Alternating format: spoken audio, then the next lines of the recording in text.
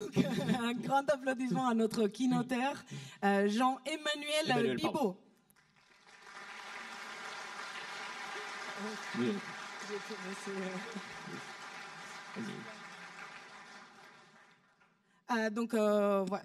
Venez ici au milieu.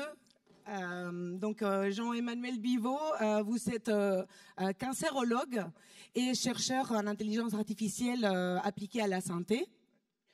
Vous avez un doctorat en informatique biomédicale et vous avez fait votre postdoctorat à l'université de Stanford dans un laboratoire d'intelligence artificielle appliquée à la santé.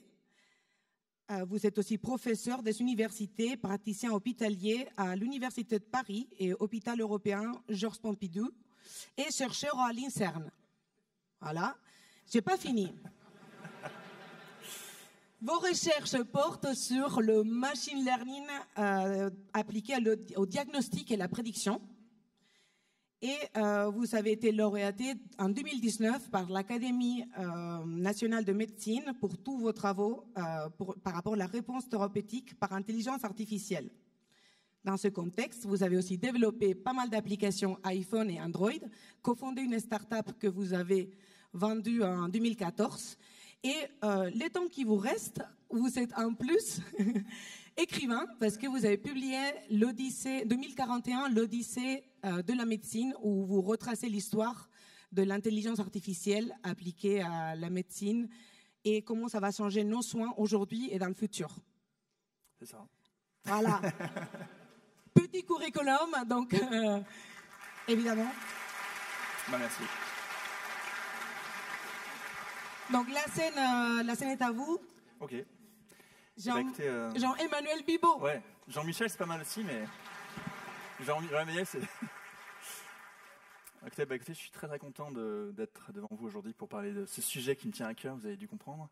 Et particulièrement content de parler devant une assemblée de développeurs comme ça. Ça me change un peu parce que je suis plutôt habitué à parler soit devant des chercheurs ou des médecins.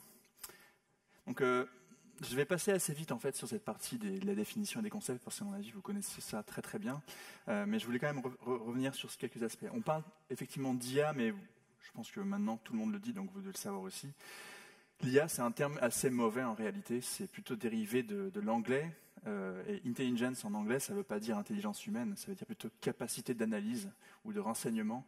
Et donc on a pris ce terme qui au final aujourd'hui est utilisé partout, mais pas tout à fait adéquat. Peu importe. Aujourd'hui, on va surtout parler d'IA statistique ou de machine learning, mais vous le savez aussi, je pense, il y a d'autres types d'IA plus anciennes, notamment symboliques, qu'on appelle aussi des systèmes experts, dont on va parler au tout début. Alors en médecine, de l'IA, ça peut servir à faire quoi? Ça peut servir à faire ce que savent faire les médecins ou les humains.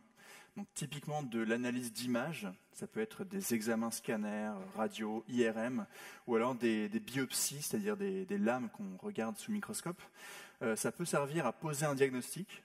Donc tout ça, c'est relativement simple, entre guillemets, de vérifier que l'IA ne fait pas n'importe quoi.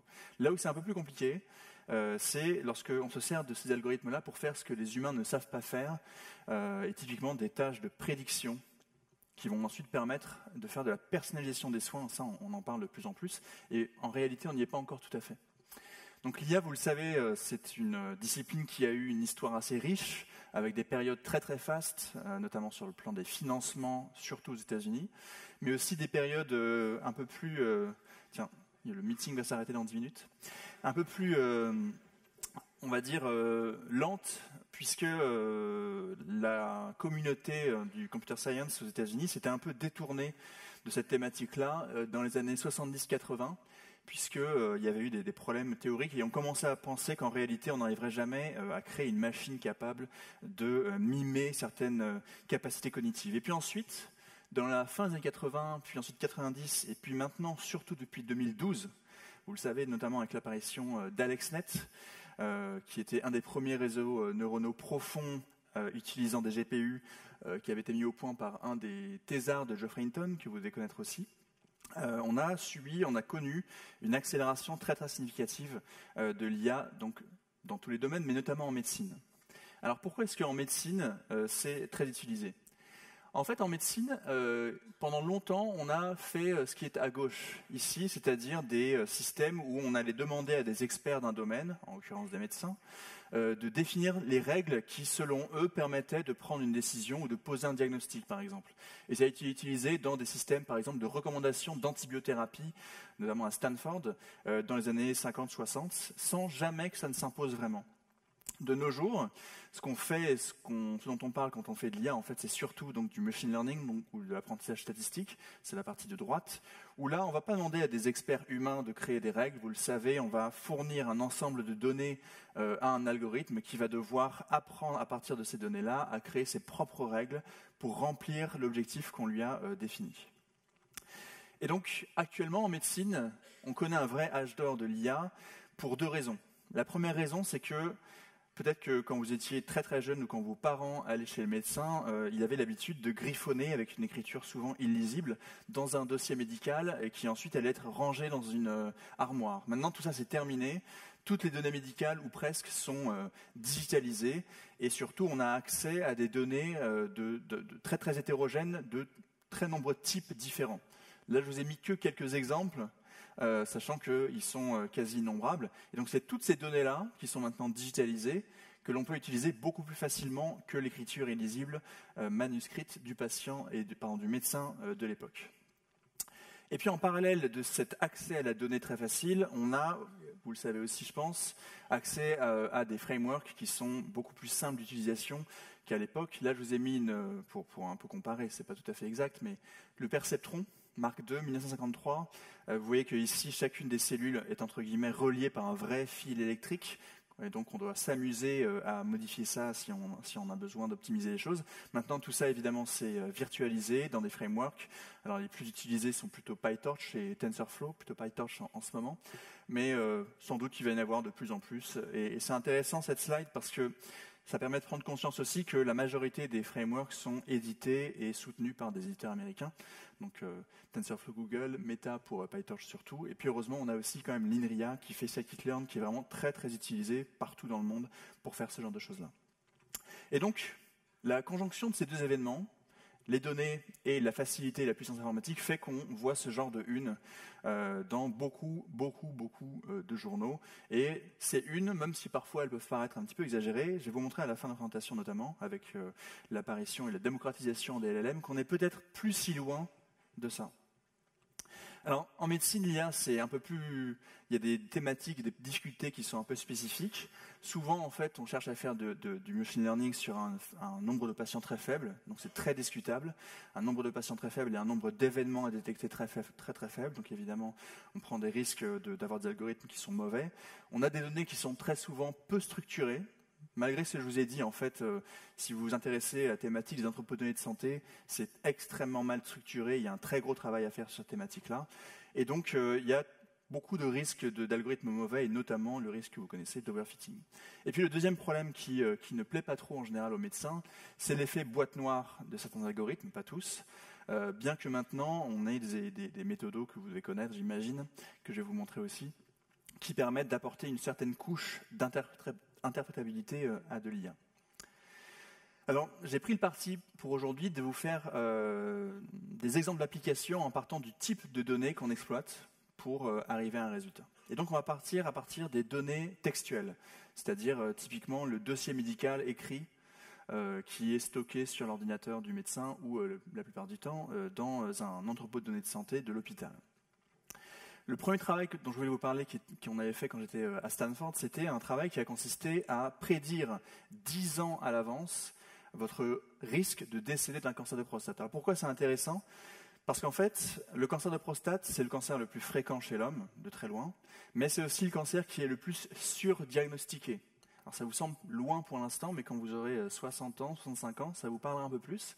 Et le problème, c'est que quand on est surdiagnostiqué, on pose un diagnostic de cancer de prostate, mais en fait d'une maladie qui ne va jamais engendrer de symptômes pour vous et qui ne va jamais menacer votre pronostic vital. Et donc toute la difficulté, c'est d'arriver à séparer les gens qui sont à très bas risque des gens qui sont à très haut risque de décéder de leur cancer de prostate 10 ans après le diagnostic.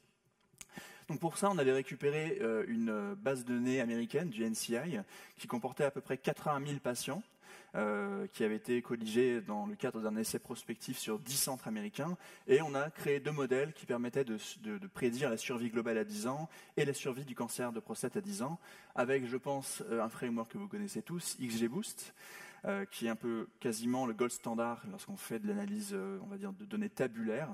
Et ensuite, on a ajouter une petite couche d'interprétabilité avec les valeurs de Shapley, peut-être que vous connaissez, sinon je vais vous expliquer. Et puis ensuite, on a déployé tout ça en ligne pour pouvoir en fait faire de l'inférence, c'est-à-dire mettre ces caractéristiques et avoir une réponse. Et donc on avait des patients, parmi les 80 000, il y avait un peu plus de 8 000 patients effectivement atteints d'un cancer de prostate qu'on a utilisé pour l'entraînement, avec ces caractéristiques-là sur lesquelles je vais passer assez vite. On a obtenu ces résultats-là. Je ne vais pas repasser sur chacun des metrics, mais ça me permet de dire que l'importance de la connaissance, de la définition de chacun de ces metrics-là va faire en sorte que vous allez comprendre et que vous allez utiliser un modèle à bon escient en médecine. Et puis, on a donc l'interprétation des résultats de ce modèle-là sur l'ensemble des 8000 patients, puisqu'on a calculé les valeurs de Shapley du nom d'un mathématicien anglais des années 50, qui travaillait notamment sur la théorie des jeux, et qui a permis de définir ces valeurs qui permettent en fait, lorsque vous utilisez dans le cadre de XGBoost ou d'un Decision Tree gradient boosté, de connaître la contribution de chacune des caractéristiques à la décision du modèle, à l'échelle de la population globale, avec ici, lorsque la valeur diminue, elle diminue le risque de décès, et lorsque la valeur augmente, elle augmente le risque de décès. Ça, on le fait sur la population globale, mais là où c'est intéressant, une fois que vous l'avez mis sur Internet et fait de l'inférence, c'est que vous avez la même chose à l'échelle d'un seul patient. Et donc, vous pouvez voir les raisons pour lesquelles le modèle vous donne une probabilité de décéder pour un patient, et donc éventuellement agir sur certaines des caractéristiques-là et prendre une décision médicale adaptée aux caractéristiques du patient. Et donc ça, c'est très important pour la fiabilité et pour la décision médicale. Je vous donne un autre exemple un peu plus ancien qui avait été publié sur 76 000 patients à partir de dossiers médicaux d'un hôpital, et ils ont cherché à prédire 78 maladies à l'avance. Et donc ça marche assez bien. Ils ont comparé leur méthode qu'ils ont appelée Deep Patient à d'autres méthodes statistiques plus simples, et donc on arrive à prédire par exemple le diabète, le cancer, même la schizophrénie avec des performances assez bonnes. Donc ça veut dire quoi? Ça veut dire que là, si vous allez aux urgences ou si vous allez à l'hôpital pour X ou Y raison, théoriquement, on peut déjà se servir de ces données-là pour prédire votre risque d'autres maladies. Donc ça pose des questions sur le plan éthique évidentes dont on parlera un petit peu à la fin. Donc là, ça c'est un peu 2 exemples, il y en a d'innombrables, il y a des centaines de publications presque tous les jours sur cette thématique-là d'utilisation de données tabulaires. Et maintenant, je vais vous parler d'imagerie médicale. Donc à partir d'images, qu'est-ce qu'on peut faire quand on utilise du machine learning et principalement du deep learning? Dès qu'on parle d'analyse d'images, on va surtout parler de deep learning et des CNN. Alors pour résumer les choses, quand on prend des images médicales, on peut faire de la détection, c'est-à-dire par exemple déterminer s'il y a un nodule dans le poumon, pour un cancer du poumon, s'il y a une tumeur cérébrale, s'il y a une hémorragie cérébrale, ou alors plus récemment, s'il y a un cancer du sein.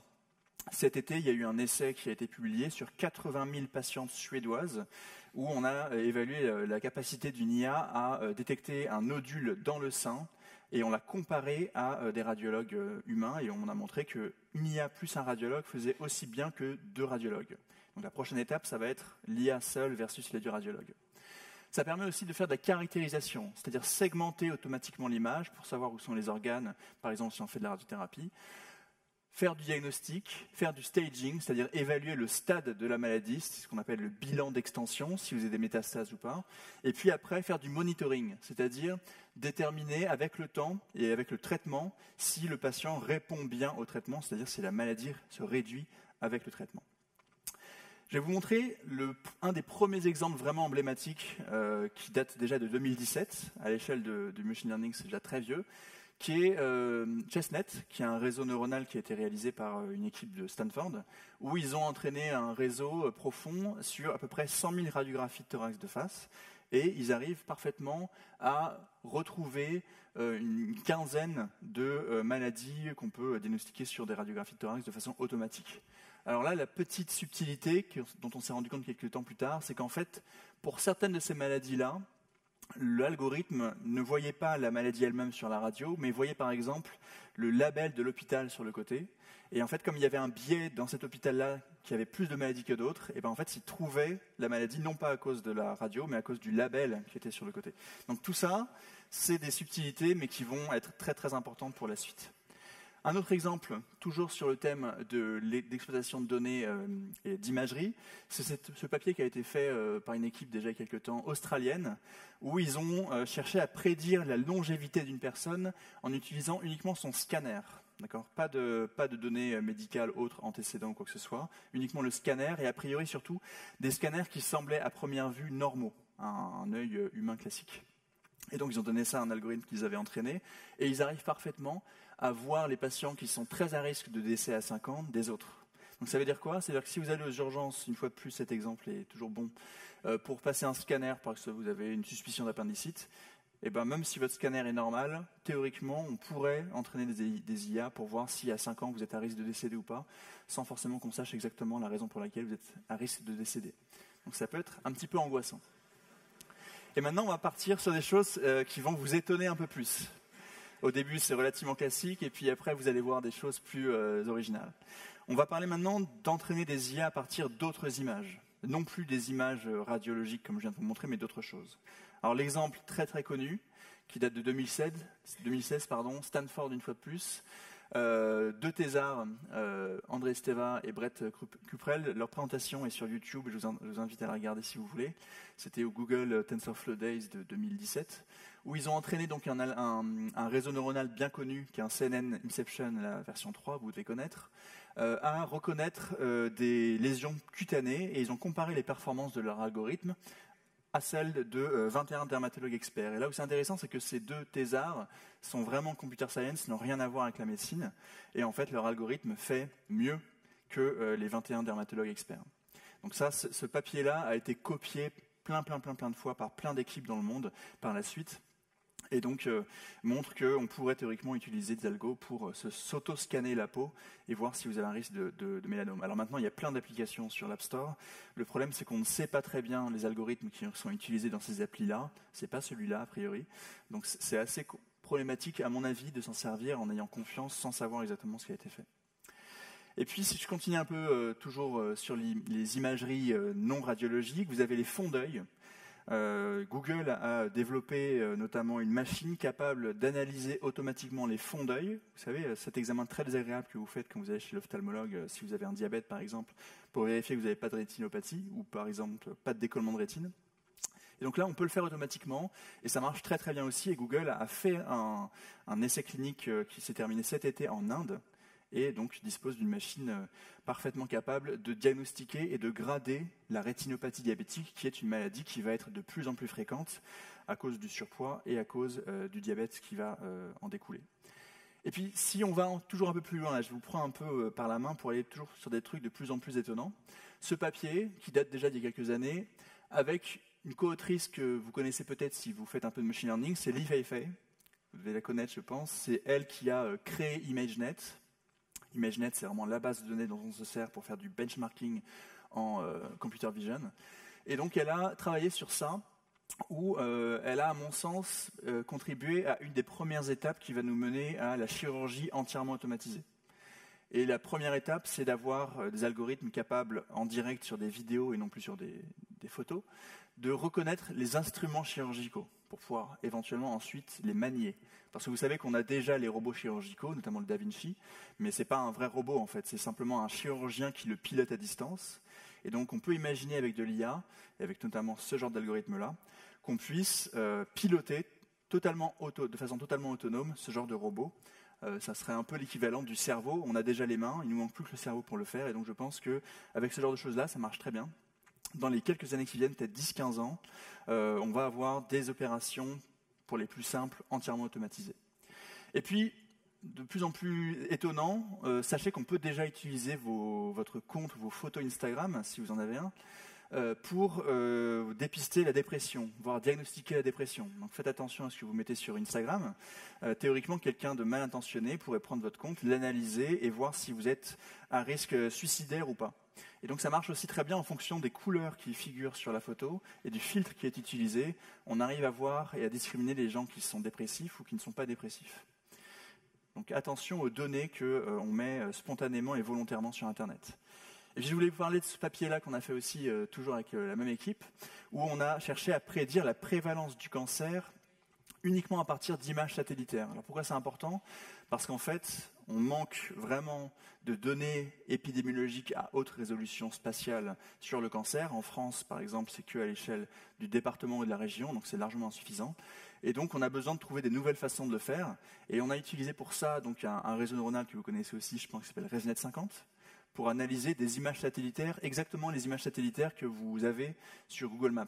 Donc, on a téléchargé 700 000 images pour les 7 plus grosses villes américaines, à peu près 14 millions et demi d'habitants, et on les a passées à travers ResNet 50 pour extraire un vecteur mathématique qui représente l'image, qu'on a ensuite utilisé pour prédire le risque d'avoir un cancer dans l'image.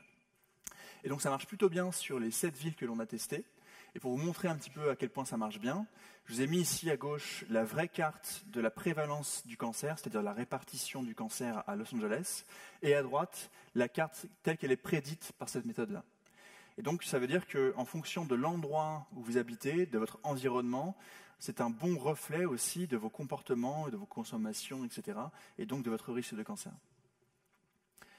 On va parler un petit peu d'IA générative, puisque maintenant c'est quasi impossible de parler d'IA sans parler d'IA générative. Donc vous savez que notamment les modèles GPT, mais pas que, ont été entraînés avec une très très forte intervention humaine. Hein. Vous savez que ce n'est pas simplement des données qu'on a fournies à un algorithme et qui a appris après à faire des réponses. Il y a eu, notamment à l'étape 2, au milieu, l'utilisation l'entraînement d'un réseau qui permettait de grader les réponses, qui a ensuite été utilisé pour faire du reinforcement learning, pour faire les meilleures réponses possibles. Et donc ça, en médecine, ça fait déjà de très très bonnes réponses. Avec quelques données scientifiques que l'on a, publiées à peu près l'été dernier, en 2023. Quelques exemples. Premier exemple, ces modèles-là sont capables de passer l'USMLE, c'est-à-dire la portion écrite de l'examen américain pour devenir médecin, avec 85% de bonnes réponses. Donc c'est largement au-dessus de la majorité des étudiants américains en médecine. Deuxième donnée intéressante, parfois presque inquiétante pour nous, les médecins, c'est la capacité, et ça c'était GPT-4, à trouver à partir de tableaux cliniques simples, c'est-à-dire des symptômes, une somme de symptômes, le bon diagnostic. Donc GPT-4, il trouve à 87% le bon diagnostic, alors que si vous demandez aux médecins humains la même chose, il ne vous trouve le bon diagnostic qu'à 65%. Donc c'est assez problématique, ça veut dire que les médecins, évidemment, n'ont pas forcément la mémoire suffisante pour connaître et raisonner sur l'ensemble des pathologies existantes. Et ça, c'est particulièrement vrai pour les maladies rares. Il y a déjà des anecdotes, notamment aux États-Unis, de familles avec des enfants avec des symptômes inexpliqués des maladies rares qui étaient en errance diagnostique et qui ont rentré les données, les symptômes sur GPT-4 et qui ont eu un diagnostic qui ensuite a été vérifié effectivement comme étant véridique par un médecin. Donc sur les maladies rares, très clairement, les LLM vont avoir un rôle à jouer, j'en suis convaincu. Et puis souvent, quand on donne ces données-là, quand on fournit ces données-là, on nous explique qu'en fait, l'IA ne remplacera jamais le médecin, je suis assez relativement d'accord, parce qu'il n'y aura jamais la relation médecin-patient et l'empathie. En fait, c'est a priori faux, parce que ça a été évalué aussi dans un très très grand journal américain, JAMA Internal Medicine en 2023, et on a demandé à des experts patients et des experts humains même, et médecins, de noter la capacité de ChatGPT à simuler de l'empathie et de la comparer, pour les mêmes cas cliniques, à celle de vrais médecins humains. Et bien en fait, a priori, ChatGPT a plus d'empathie que les médecins humains, en tout cas dans cette étude-là. Donc ça se comprend assez facilement, on a tous, moi compris, été patient qui consultait en fin de journée son médecin généraliste qui avait vu 50 patients qui n'en pouvaient plus et qui n'étaient pas forcément super sympas. Donc ça, les LLM, ils n'auront pas ce problème-là, ils ne se fatiguent jamais. Donc il va y avoir, je pense, dans les années qui viennent, beaucoup de développement sur ce qu'on appelle le patient-facing AI, c'est-à-dire l'IA face aux patients, contrairement à tous les outils que je vous ai montrés juste avant, qui sont des outils qui sont faits pour les professionnels de santé, pour la majorité d'entre eux, ça va être des outils qui vont être utilisés par les patients eux-mêmes en direct. Et donc ça va, à mon avis, complètement chanter les médecins de certaines tâches, notamment le diagnostic. Alors évidemment, tout ce que je vous ai montré, ça semble extraordinaire, mais on est loin d'un monde idyllique. Il me reste 2 minutes, donc je vais passer relativement rapidement. Un des problèmes, mais ce n'est pas le seul, c'est le potentiel d'attaque adversarielle. Vous devez connaître ça, je pense aussi, dans d'autres domaines. Mais je vous ai mis cet exemple-là, où on a généré l'image bruitée du milieu dans le but express de tromper un réseau de reconnaissance d'animaux, par exemple, sur des photos. À gauche, vous avez l'image non retouchée. Le réseau vous dit « je vois un panda, mais je ne suis pas très sûr de moi », 57%. À droite, vous avez l'image fusionnée entre l'image d'origine et l'image générée exprès. Et à ce moment-là, vous la fournissez au même réseau et il vous dit là, je suis sûr de moi, c'est un singe gibbon à 99%. Et à l'œil humain, évidemment, nous, on ne voit pas la différence entre les deux images. Donc ça pose problème si on se met à développer des systèmes d'analyse à haut débit d'imagerie médicale. Il faut être absolument certain que la gestion des données est sûre du début à la fin. Et vous allez me dire, oui, mais je ne vois pas trop le rapport avec la médecine. En fait, il y a un rapport énorme avec la médecine. Ça a été évalué par une équipe d'Harvard.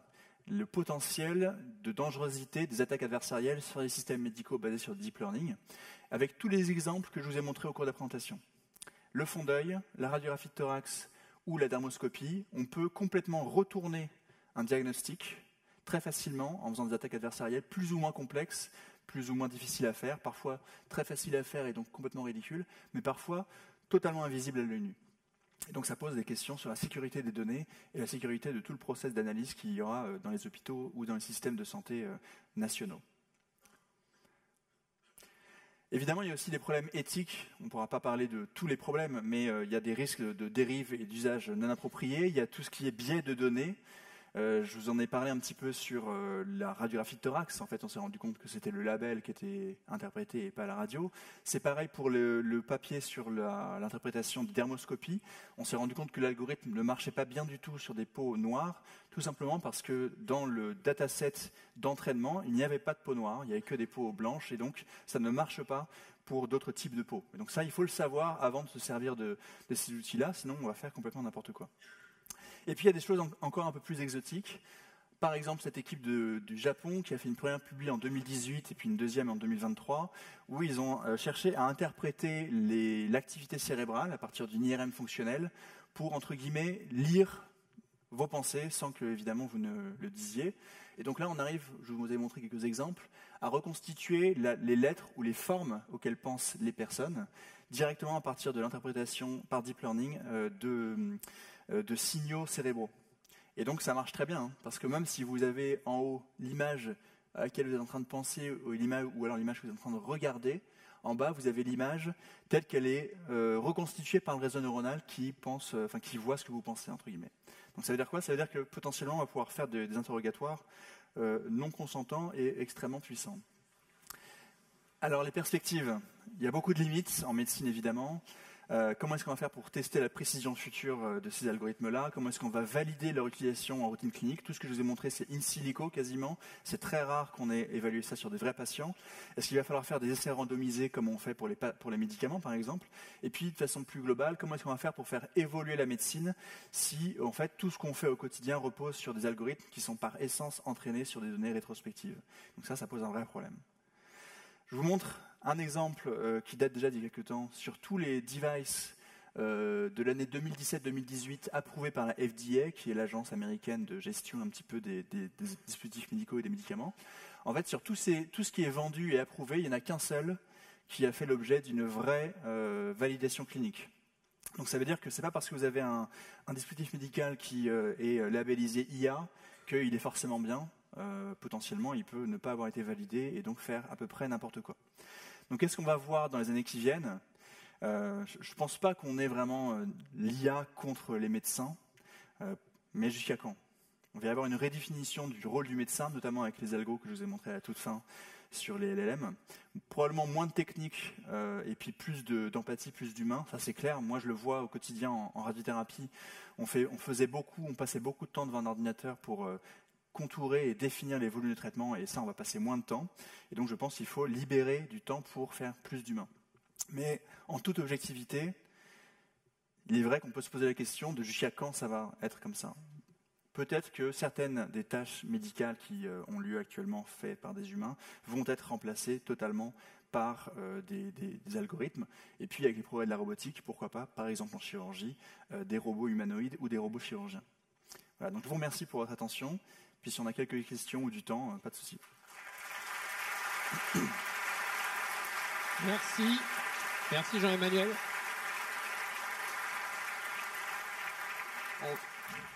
On va... C'est bon? On a du temps pour des questions. Donc, levez la main si vous avez des questions. On va passer, vous apporter les micros si vous avez des questions pour Jean-Emmanuel. N'hésitez pas. Alors, montrez bien. Ouais.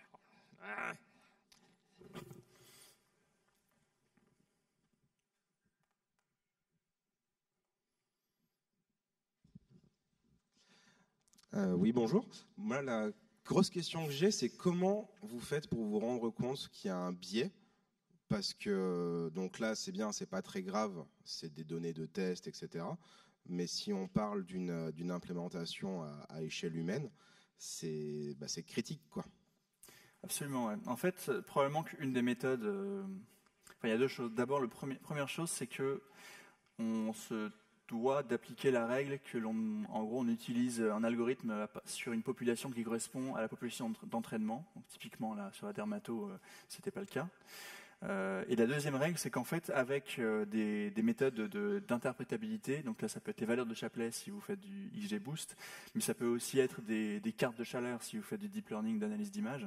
Vous allez pouvoir voir si ce qui a été vu, entre guillemets, par l'IA, correspond à l'état des connaissances actuelles médicales ou à l'intuition médicale. Et donc ça permet vraiment de vérifier que ça fonctionne bien.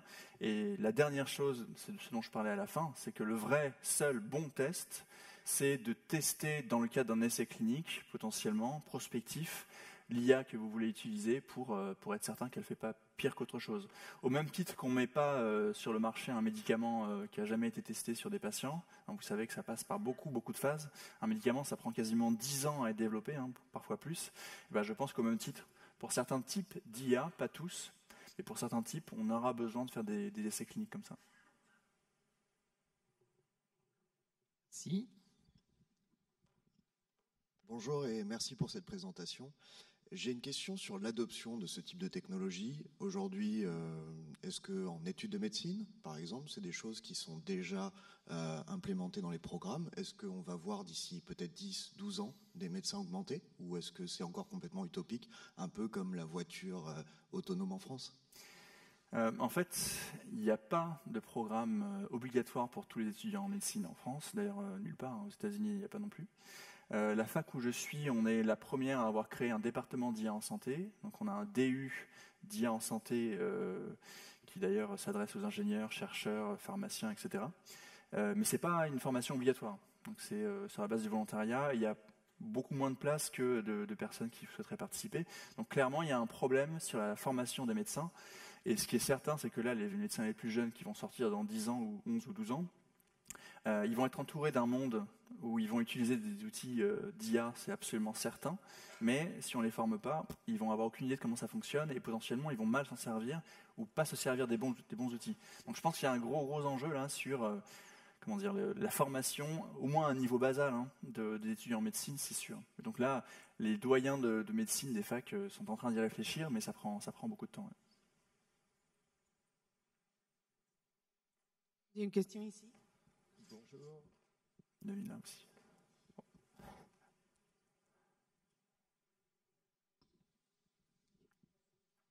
Ça marche. Alors, quant à la redéfinition du rôle que peuvent avoir les médecins, existe-t-il un risque de perte de connaissances, notamment pour les diagnostics, où un jour les médecins ne sauront plus faire de diagnostic?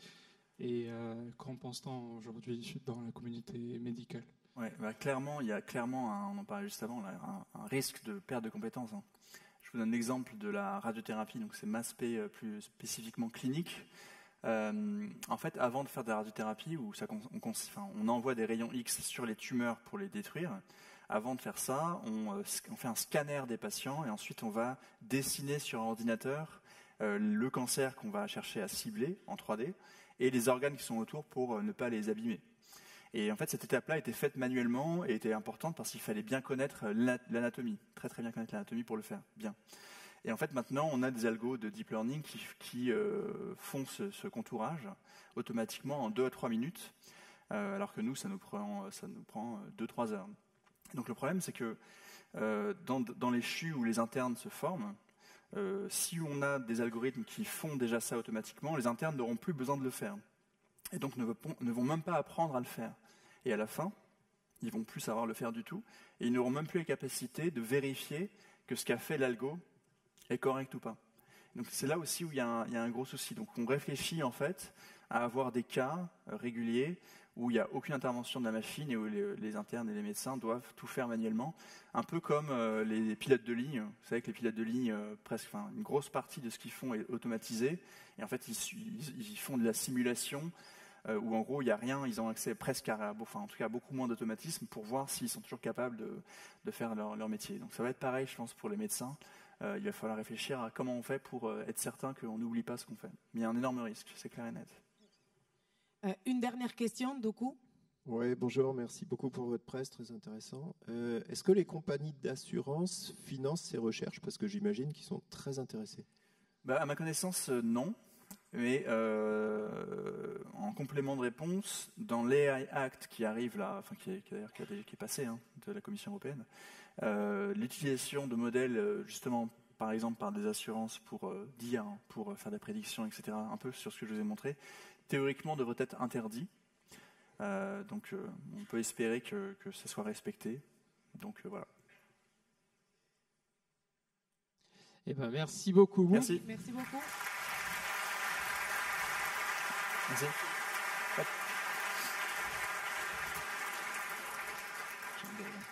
Merci à toutes et à tous.